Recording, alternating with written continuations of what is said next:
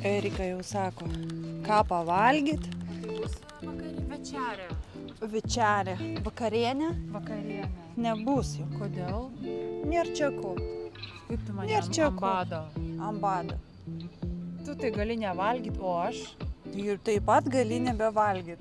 Gerai, juokauju.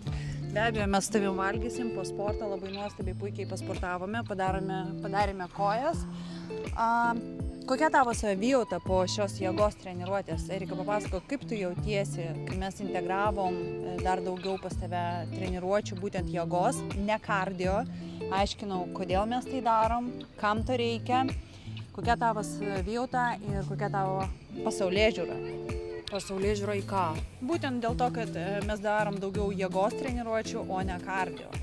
Jeigu jau taip labai sąžiningai, nekenčiu iš tų jėgos treniruočių. Nekenčiu. Bet. Man patinka šitas. Grįžtant prie mano metrikų. Grįžtant prie mano metrikų, aš galiu pasakyti, kad svarsčių kilnojimas apskritai yra mano nuomonė pats geriausias anti-agingo įrankis. Ta prasme, kad tau suaktyvina ten kažką, visus procesus viduj, paskui tu gerai pradedi atrodyti. Kokius procesus suaktyvina moksliškai, aš išaiškinu. Šito nesigilinsiu aš. Tai va, suaktyvina tuos procesus, bet kas geriausia būna, kad tu įgyji tą tokią stiprybę, tu viduje jauti tą jėgą. Tu tai galėtum duoti Veža taip, veža. Iš karto nokautas.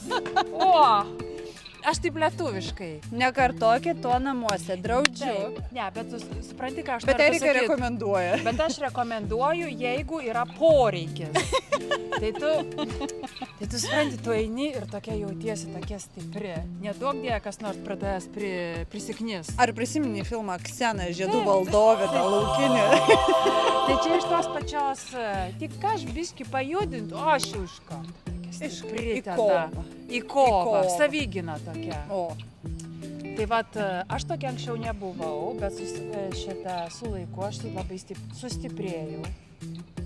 Ir aišku, pats procesas man yra sunkus, aš daug burbu, bet aš atlieku visus pratimus. Bu. Jau kiek burbėjimo prisiklausiau pradžioje, Dieve mano. Nenoriu, negaliu, nedarysiu. Tai va, tai su tuo čia mano būdas toksai. Man reikia paburbėti.